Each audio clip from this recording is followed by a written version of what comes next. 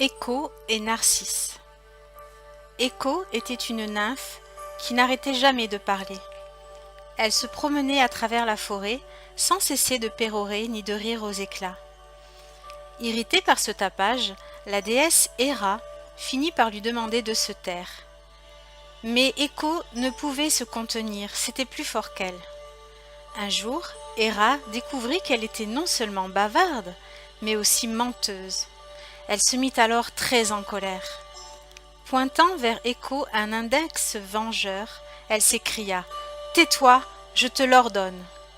Et à partir de maintenant, tu ne feras plus que répéter ce que les autres te disent. » Écho ouvrit la bouche pour protester, mais aucun son n'en sortit.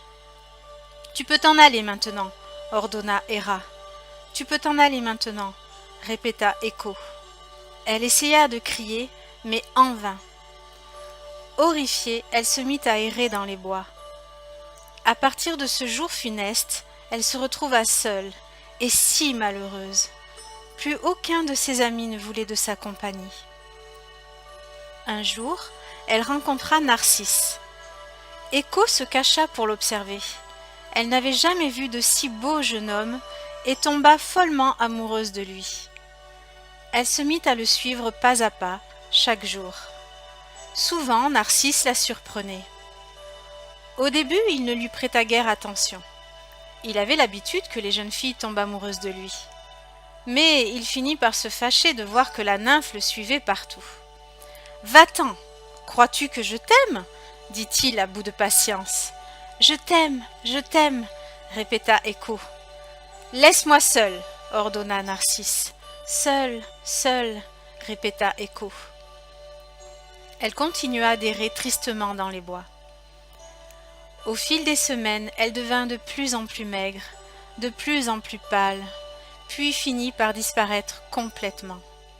Seule subsista sa voix, qui répétait toujours ce que les autres disaient. Les jours suivants, Narcisse ne s'aperçut même pas de l'absence d'Écho dans les bois. Il lui arrivait seulement parfois d'entendre sa voix.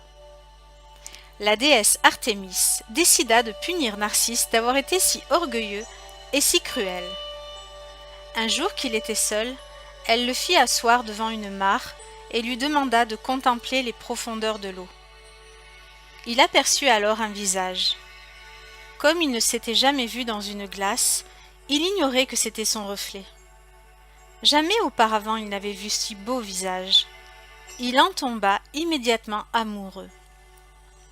Chaque jour, il allait contempler son reflet dans la mare. Il fut surpris de découvrir que, s'il parlait, ce beau visage remuait lui aussi les lèvres. Mais lorsqu'il essayait de l'embrasser, il disparaissait sitôt que ses lèvres touchaient l'eau. S'il attendait que la surface de l'eau redevienne immobile, le visage réapparaissait. À de nombreuses reprises, il supplia le visage de venir à lui, mais jamais son souhait ne fut exaucé. Se sentant rejeté, ivre de douleur, Narcisse finit par se tuer. À l'endroit où reposait son corps, apparut une grande fleur aux pétales blancs. Cette fleur pousse au printemps. On l'appelle Narcisse.